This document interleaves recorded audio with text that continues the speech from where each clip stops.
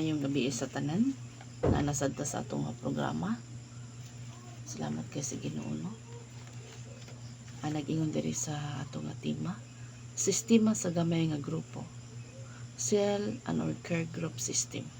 Number 1, maghimo og disipulo. Mateo 28:19 ug Juan 15:16.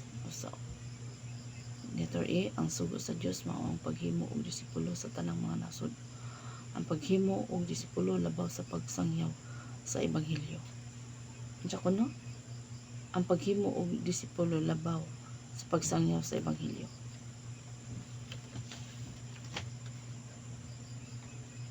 Number 2, giunsa ni Ginoong Hesus pagbuhat og disipulo. Mark 3 verse 13 to 15. Letter A, si Jesus naggahin og panahon alang niining buhaton. 3 years and half pag panudlo sa gamay nga grupo, 12 ka miyembro. Kung wala kay 12 ka miyembro, naa sa pwede usa like Pablo usa. Kaya ang usa mukabig puling usa, ang usa sa managan. Pero kang Jesus Christ 12. Sa kadaghan nakadawat sa mga milagro pero 12 ra ang nagapatalingog niini. No, namiya man siya ang katong mga disipulo niya sa una. Yang gipang tudloan. Iniginan sila sa Ginoo. Sila naman ang mga disipulo ang nabilin. 12. Yung sa kamong biyasad mo nako. No. So, letter B, si Jesus nagpili og napulo og duha aron makig-uban kaniya. Si Jesus adunay suod nga relasyon ngadto kanila. Sila iyang gipangga, gidasig ug gibadlong. Iyang gipakita ngadto kanila ang iyang kinabuhi. So kita di ay isip po sa kalidad. Ipakita nato ngadto nagakinabuhi ta ba? Uyon sa kabubuton sa Ginoo.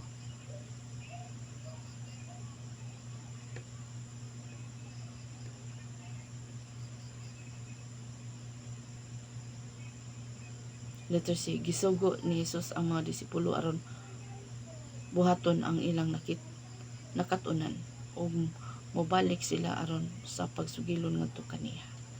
No, gisugo ni Jesus no ang iyang mga disipulo o mobalik ngadto kaniya aron pagsugilon sa gihimo sa Dios kanila.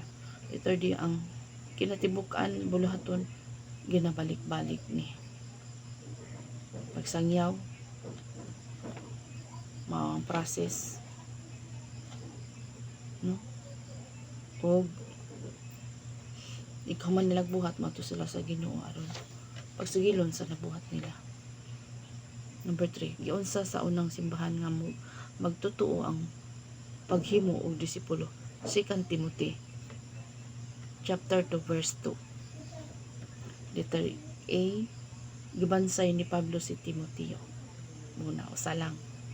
Letter B, unya si Pablo nagpahimangno kang Timoteo nga ang tanan niyang nakatunan iyang ipaambit ngadto sa uban sa susamang pamaagi sa pagtudlo ngadto sa matinud-anon nga mga tawo nga makahimo usab sa pagtudlo ngadto sa uban. Unsa gani? Primero gibansay ni Pablo si Timoteo. Sunod si Timoteo, ang tanang nakatunan ni Timoteo ngadto sa kang Pablo, iyang gitudlo ngadto sa ang pamaagi ngadto sa uban. No? O sa matinud-anon nga tao. No, mailhan man na nimo no nga makahimo usab sa pagtudlo ngadto sa uban. Pablo, Timoteo, matinud-anon nga tao. Laing matinud-anon nga tao. Maala no. Number 4, ang ehemplo ni Moses. Exodus 18 chapter 18. Whole chapter 18 verse kanang basahon. Letter A, si Moses nagpili og matinud-anon na may katakos nga mga tawo aron mahimong pangulo sa linibo, pangulo sa pagtanggatos o sa 50 o sa napulo. ana no. So aron magaan-gaan ang buluhaton. Dili kuanon, dili kinahanglan ibahin-bahin siya sa usa ka mother church, ibahin-bahin sa mga membro nga angaya kuan na nga pwede na siyang mutudlo at sa uban aron motubo o expand ang buluhaton sa Ginoo. Sunod, number 5, giunsa pagmugna ang cell group, care group system. So gitawag sa care group system. Ang cell group naglangkob og pangulo ug mga miyembro nga mao ang iyang nakabig ug napadawat sa Ginoo. Kini matawag nga original cell. Letter B, ang cell group magtagbo kausa sa usa ka semana sa gidugayon nga 2 ka oras. Sila adunay panag-ambitay, pagsimba o panudlo panahon ni anang orasa. Basta kag nagsimba, ikaw gitugahan ana nga care group. Makabuhat sa kaniini. Letter B, ang cell group magtagbo kausa sa usa ka semana sa gidugayon na sa usa ka oras. Pag-ambitay, pagsimba, patudlo na ng orasa. Letter C, ang pangulo magadasig ang pangulo daw magadasig sa membro sa pagsangyaw ginamit ang Salmo 126 verse 5 to 6. Letter D, ang miyembro nga modala og kalag balik sa tiilan sa Ginoo mahimong pangulo na usab alang sa bag-ong cell group, care group nga namugna ang miyembro niining bag-ong cell pagkatawgon og subcell. Ang pangulo sa matag cell o subcell care group magadasig kanunay sa iyang membro nga makakabig og kalag balik sa Ginoo. Ikaw ni stand ka ani. Unya dayon nakailain nga imong gituboy kanimo nimo manage sa sunod na pud kani may mo manage sunod na sad kani siya manage so mga sanga siya makamimbro hantod pila na no itaw siya ingon nga ang pamaagi kung ari ka sa dinaghan ang dusi itaw siya gikan sa kini pastor kini pastora na idusi kini ang pastor na idusi lalaki iya ha puros babae mamuhat ni ang dusi pila mga primary dusi ka buok kunya ang dusi pila mukuha og 144 ang 144 mga to sa 1728 kung mamunangasa nga ba daghan kay sa mga membro kani pod ang pastor kuan pod og 12 kaya mga 12 mga primary niya nay sa usa nay tag 12 ka buok so mutawag na siya og 144 nya ang kanang 144 kada usa nilang 144 mo kuan og 12 ka buok kada 12 ka buok so 1728 so dali ra ang kuan pero aritas kang Pablo o lisod man og galing kay gastuso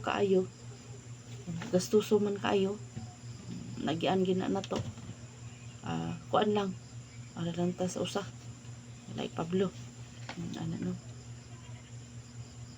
so arita sa madali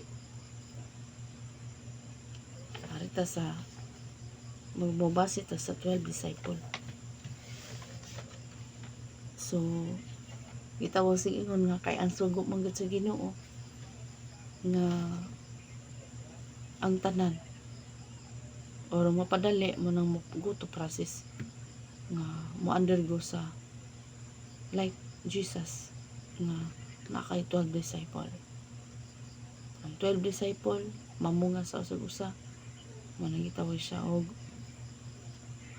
ang 12 gitawag siya og kada isa nila primary kunya ang kanang mga primary mamunga na sila 12 Magitawag na po sila 1728 o 144 144. Nga na yun. Ang 144 mamunga na sa siya, gitawag siya 1728. Ina na ka kamadali, pero salamat sa Ginoo. Tanan mga pamaagi para sa Ginoo. Mapablo man na dihang pagkaagi. Hindi na usa ka buok. No?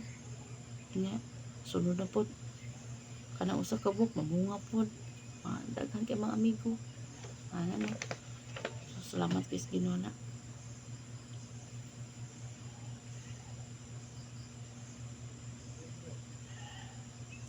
Number 5, giunsa pagmumugna ang cell group o care group. Ang cell group naglangkob og pangulo ug mga miyembro nga mao ang iyang nakabig ug napadawat sa Ginoo.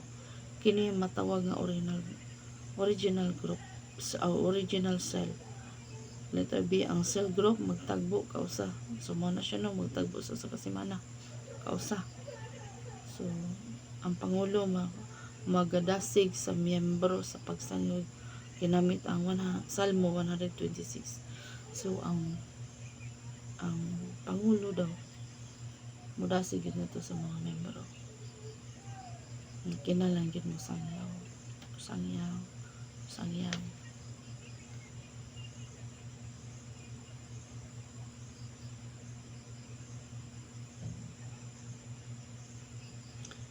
Ang pangulo sa matag cell o sub-cell care group magadasig kanunay siyang membro nga makakabig og balik sa Ginoo.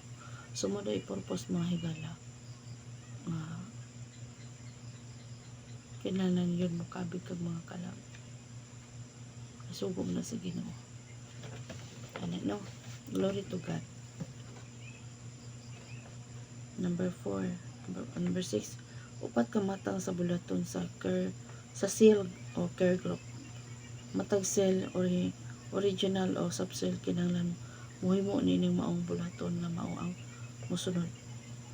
Upat ka lakan no waton. Sige ingon dira. Pagsimba no. Una pagsimba. Dayon. Sa John chapter 4 verse 23. Number 2, pagpanudlo. Matthew 28:20. Number 3, panag-ambitay. Hebrew 10:24-25. O number 4, pagsangyaw. Matthew 28 verse 19. Mark 16 verse 15. Luke 24 verse 47. John 15 verse 16. Acts chapter 1 verse 8. Kung ang matag cell nagbuhat niining upat ka matang sa buluhaton, ang maong cell himsog. Ito, himsog ang maong cell. Cell group ba? Ano? Himsog cell. So, ano lang akong paambit mga higala, mga kaisunan, mga sistema sa gamay nga care group. Like, para sa akong ibuhat sangyaw ko anak mingon ko sa ilaha nga pabalik ba ka mingon o balik sumunod tay care group nimo yung sa matag simana mao na to imong para sa tong gibuhat na mo na tong Domingo sa kumagwang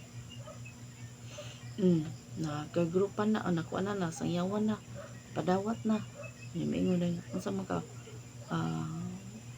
pangutanon ba para dili punta makabalda sa iyang mga kwan magbutang jud adlaw unsang orasa aron dito makasamok nila muna siya pangutan-on na to sila kung unsang orasa available nimo sa usa ka semana once a week ra kumari so kada Domingo pabalik man sa simba hapon ana no so mana na siya so mao na siya ang gitawag og